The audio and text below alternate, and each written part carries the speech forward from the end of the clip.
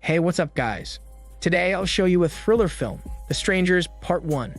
Spoilers ahead, watch out and take care.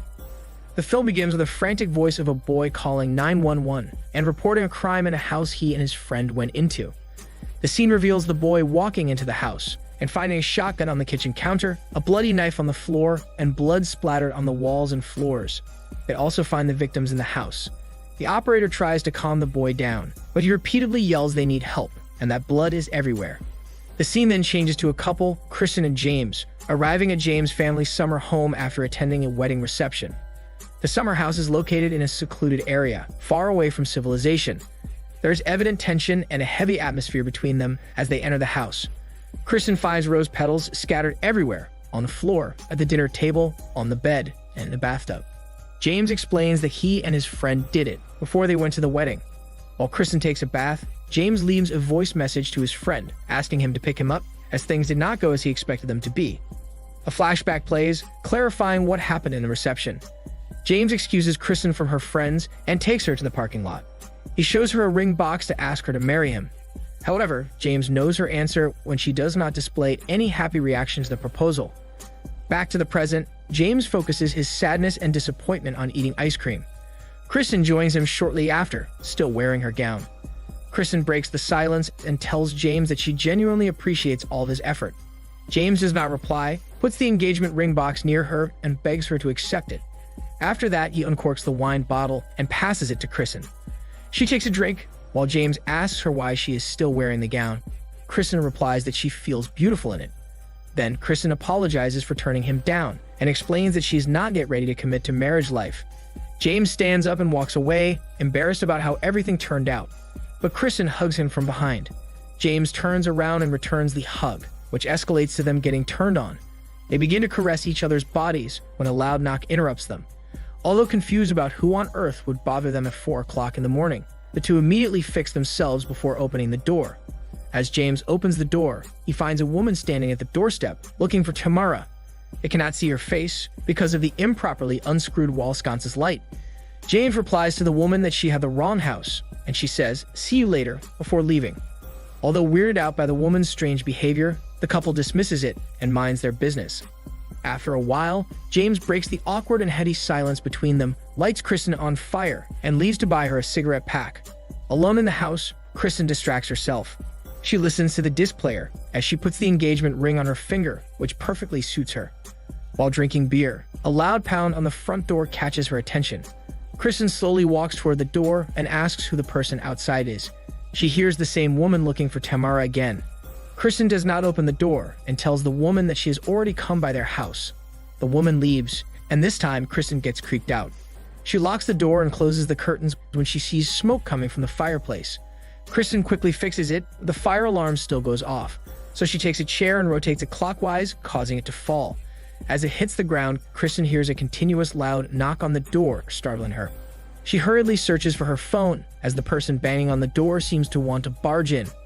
Kristen finds it, but the phone is dead, so she crawls near the fireplace and leaves it to charge. She goes to the bedroom and uses the house phone to call James while changing her clothes.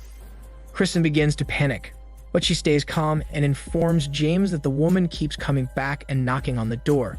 James is on his way back, so Kristen tells him to hurry up and be at the house as soon as possible. Kristen asks James to stay on the phone with her, but the phone call gets cut short. Although nervous, Kristen returns to the kitchen and drinks wine when an intruder wearing a sack mask over his head lingers in the hallway. Kristen is unaware that the intruder is just standing near and watching her. As Kristen turns around, the intruder is gone. However, she hears a noise startling her. Fear strikes again as Kristen calls for James, hoping that it is him who made the noise. However, she receives no answer, so she quickly takes a knife to protect herself. She uses the house phone to contact James again, but he does not answer. She then hears a loud knock on the door, so she slowly walks towards it, discovering that the fire alarm she left on the floor is now on the chair. Kristen remains calm and immediately goes to her phone, only to find it gone. She begins to cry from the distress at the thought of someone in the house. However, the rattling on the door soon gets accompanied by a metal clanking coming from the window. Kristen finds courage, slowly walks towards the window, and peeks, which is a big mistake. A man in a sack mask surprises her, making her yell in shock and fear. Kristen quickly backs away when the front door suddenly and slowly opens by itself. She slowly walks towards it to check when another person wearing a baby doll face mask appears in front. Kristen quickly shuts and locks the door and runs straight to the bedroom. Kristen tries to hide under the bed, but she cannot fit, so she looks for something to use as a weapon. She takes the lamp on the nightstand, but accidentally breaks it, wounding her palm. Kristen can only cry in silence as she hears the heavy stomping of the intruder getting louder and nearer. The music on the disc player stops, frightening her even more. Fortunately, James appears instead of the intruders. Kristen explains frantically that people outside and inside the house are trying to kill her. James calms her down and lets her tell him everything she saw. They both get out of the bedroom and inspect the whole house as she calms down, looking for the intruders. They even check the basement, where they step on a platform to reach the window. Then they see the woman who kept knocking at their door, steadily standing outside while staring at the house. James gives the woman the benefit of the doubt, thinking that she is lost.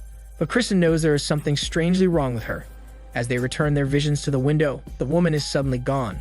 Despite Kristen's disapproval, James still goes out to get his phone in the car. He inspects the surroundings as he walks toward his car. James finds the windshield broken, like someone threw a rock on it as he reaches it. He dismisses it and looks for his phone when someone touches his nape, shocking him and giving him shivers. James quickly raises the knife and goes out to find the woman with the doll's face mask standing near him. James keeps his distance and yells at the woman to leave them alone. Kristen calls his attention, but James tells her to stay in the house. As James looks at the road, the woman has vanished, so he returns to the house and instructs Kristen to pack her things, including her phone.